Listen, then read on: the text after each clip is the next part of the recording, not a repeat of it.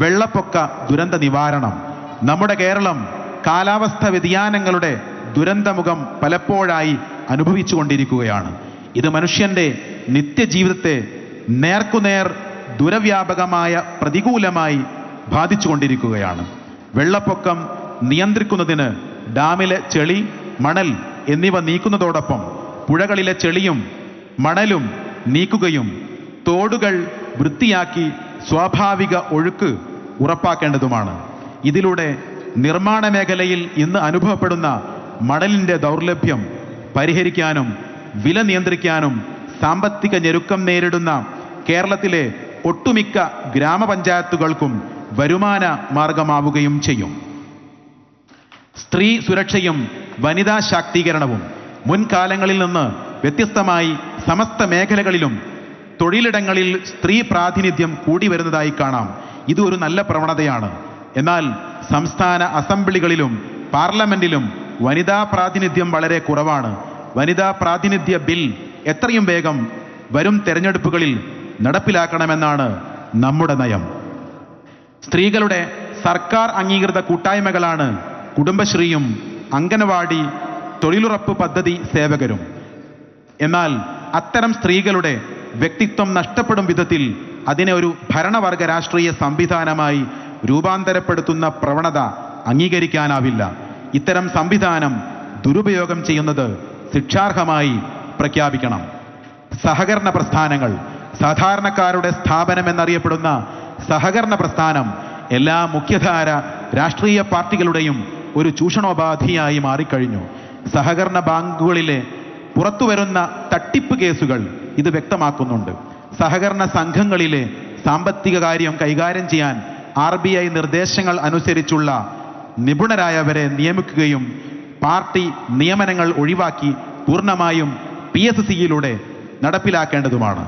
പൊതുമരാമത്ത് വർക്കുകൾ ഏറ്റെടുക്കുമ്പോൾ വൻകിട ലേബർ സൊസൈറ്റികൾക്ക് നിലവിലുള്ള ഇളവുകൾ കാരണം ചെറുകിട കരാറുകാർക്ക് നിർമ്മാണ പ്രവൃത്തികൾ ഏറ്റെടുക്കുവാൻ സാധിക്കാത്ത സ്ഥിതിയുണ്ട്. ഈ വിഷയത്തിലും ചട്ടങ്ങൾ പരിഷ്കരിക്കേണ്ടതുണ്ട്. PSC പുതിയ നിയമം വേണം. പ്രതിവർഷം 40,000-ലധികം ഉദ്യോഗാർത്ഥികളെ പരീക്ഷ നടത്തി നിയമനം നടത്തുന്ന ഇന്ത്യയിലെ ഏറ്റവും കാര്യക്ഷമതയുള്ള സംവിധാനമാണ് കേരള PSC. എന്നാൽ പ്രസ്തുത സംവിധാനത്തിലെ നടത്തിപ്പു ക്രമീകരണങ്ങളെക്കുറിച്ചും അതിനുവേണ്ട വലിയ ചെലവിനെക്കുറിച്ചും ഇന്റർവ്യൂ സമയത്ത് പക്ഷപാതപരമായി അധികം മാർക്ക് നൽകുന്നു എന്നതടക്കം പൊതുജനങ്ങൾക്കിടയിൽ പരാതികളുണ്ട്. PSC വകുപ്പിലെ പകുതിയോളമുള്ള അത്യാവശ്യമല്ലാത്തവരെ ഒഴിവാക്കുകയും നിലവിലുള്ള ശമ്പളം പകുതിയാക്കുകയും പെൻഷൻ നിർത്തലാക്കുകയും ചെയ്തുകൊണ്ട് വലിയൊരു സാമ്പത്തിക ബാധ്യത ഒഴിവാക്കാവുന്നതാണ്. PSCയെ സോഷ്യൽ ഓഡിറ്റിങ്ങിന് വിധേയമാക്കുന്ന വിധം സുതാര്യമാക്കുന്ന പുതിയൊരു PSC നിയമം നമ്മുടെ കേരളത്തിന് അനിവാര്യമാണ്. ക്രമസമാധാനവും കോടതിയും. കളമശ്ശേരി സ്ഫോടനം പോലെ കേരള മനസാക്ഷിയെ ഞെട്ടിച്ചിട്ടുള്ള വിശ്വാസ തീവ്രതയിൽ നിന്നുണ്ടാകുന്ന അക്രമ പ്രവർത്തനങ്ങൾ ആവർത്തിക്കാതിരിക്കാനും അതിനെ നേരിടുവാനും എല്ലാ ആത്മീയ വിശ്വാസികളെയും പൗരബോധം ഉള്ളവരെയും കോർത്തിണക്കേണ്ടതുണ്ട്. ഓരോ മനുഷ്യനും സ്വസ്ഥമായും സ്വൈര്യമായും നിർഭയമായും ജീവിക്കാനുള്ള അവകാശമുണ്ട്. സാമൂഹ്യ സൗഹാർദ്ദത്തിലൂടെ മാത്രമേ അത് സാധ്യമാവുകയുള്ളൂ. മനുഷ്യബുദ്ധിയെ അക്രമോത്സുകമായി മനുഷ്യജീവിതം ദുസ്സഹമാക്കുന്ന ലഹരിയുടെ വ്യാപനം കമ്പോളങ്ങളിൽ നിന്ന് ക്യാമ്പസുകളിലേക്ക് വ്യാപിച്ചിട്ടുണ്ട്. നമ്മുടെ തലമുറകളെ നിഷ്ക്രിയമാക്കുന്ന ലഹരി വ്യാപനത്തിനെതിരെ ഗ്രാമതലത്തിൽ നിയമപരമായി അധികാരമുള്ള ജനകീയ സംവിധാനം ഉണ്ടാവണം. കുറേ വർഷങ്ങളായി, പ്രത്യേകിച്ചും കഴിഞ്ഞ 8 വർഷങ്ങളിൽ പോലീസ് സേനയിൽ വളർന്നു വന്നിട്ടുള്ള പക്ഷപാത വിഭാഗീയ മനോഭാവം നമ്മുടെ കേരളത്തെ ഭീതിയുടെ മുൾമുനയിൽ നിർത്തുന്നതാണ്. ഒരു ജനവിഭാഗത്തെ മറ്റുള്ളവരിൽ നിന്നും അപരവൽക്കരിക്കുന്ന സമീപനം പോലീസ് സേനയിൽ വലിയൊരളവിൽ വർദ്ധിച്ചിട്ടുണ്ട്. ഇത്തരം ഭരണഘടനാ വിരുദ്ധവും മനുഷ്യത്വരഹിതവുമായ പ്രവണതകൾ പൂർണ്ണമായി തടയുന്നതിന് നിയമനിർമ്മാണം നടത്തേണ്ടതുണ്ട്. 2 FIRകൾ ചാർത്തപ്പെട്ട പോലീസ് ഉദ്യോഗസ്ഥരെ തൽസ്ഥാനങ്ങളിൽ നിന്ന് നീക്കം ചെയ്യുകയും പോലീസ് സേനയിലെ ക്രിമിനൽ പശ്ചാത്തലമുള്ളവരെ നിരീക്ഷിച്ച് കണ്ടെത്തുവാൻ ജനപ്രതിനിധികളും ജുഡീഷ്യറി സംവിധാനവും സംയുക്തമായൊരു വിങ് രൂപീകരിക്കപ്പെടുകയും ചെയ്യേണ്ടതുണ്ട്. വാഹനയാത്രക്കാരെയും പൊതുജനങ്ങളെയും വാഹനാപകട നടപടികളെയും തുടർന്നുള്ള മോട്ടോർ വാഹന നിയമങ്ങളിൽ നിയമപാലകർ മനുഷ്യത്വപൂർവ്വം ഇടപെടേണ്ടതുണ്ട്.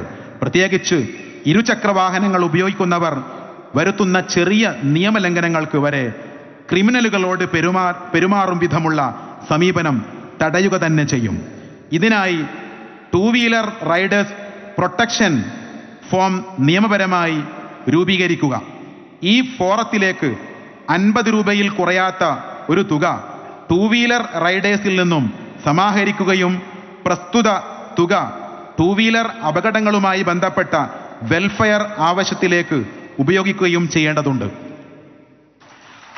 അപകട മരണങ്ങൾ ഒരു കുടുംബത്തെ സംബന്ധിച്ച് ഏറ്റവും വലിയ മാനസിക സംഘർഷമുണ്ടാക്കുന്ന അവസ്ഥയാണ്.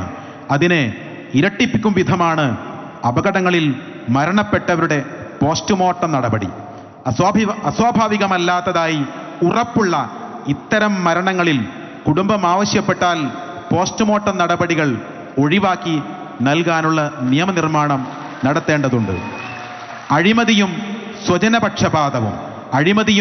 സ്വജനപക്ഷപാതവും ഉന്നയിക്കപ്പെടുന്ന കേസുകൾക്ക് ഉദ്യോഗസ്ഥരും രാഷ്ട്രീയ നേതൃത്വവും ഒരുപോലെ ഉത്തരവാദികളായിരിക്കണം. കീഴ്ക്കോടതി കുറ്റക്കാരനായി കണ്ടെത്തിയാൽ മേൽക്കോടതി അന്തിമ തീരുമാനം വരുന്നതുവരെ ഇത്തരക്കാരായ രാഷ്ട്രീയക്കാരെയും ഉദ്യോഗസ്ഥരെയും ഔദ്യോഗിക സ്ഥാനങ്ങളിൽ നിന്നും മാറ്റി നിർത്തുന്ന നിയമം കൊണ്ടുവരണം. ഭരണകൂടത്തെ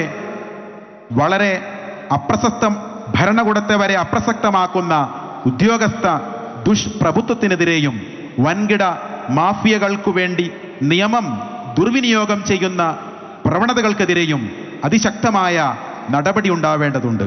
കേരളത്തിലെ നിർമ്മാണ മേഖലയ്ക്ക് അത്യാവശ്യ ഘടകമായ കരിങ്കൽ ഉൽപാദനം നിയമത്തിന്റെ നൂലാമാലകളിൽപ്പെടുത്തി വലിയ ശതമാനം സ്തംഭിച്ചിരിക്കുകയാണ്. ക്വാറി നടത്തിപ്പുമായി ബന്ധപ്പെട്ട നിയമലംഘനങ്ങൾക്ക് നിയമം അനുശാസിക്കുന്ന പിഴ ഈടാക്കിയ ശേഷം ചെറുകിടക്കാരായ ക്വാറികൾ പ്രവർത്തിപ്പിക്കുന്നതിന് പകരം ഒരു നടപടിയും സ്വീകരിക്കാതെ ക്വാറികൾ അടച്ചിടുകയും മറ്റ് സംസ്ഥാനങ്ങളിൽ നിന്ന് വൻകിട കരിങ്കൽ മാഫിയകൾക്ക് കേരളത്തെ കമ്പോളമാക്കി കൊടുക്കുകയും ചെയ്യുന്നത് മൂലം സംസ്ഥാന സർക്കാരും ലഭിക്കേണ്ട വലിയ വരുമാനം ഇല്ലാതാവുകയാണ്.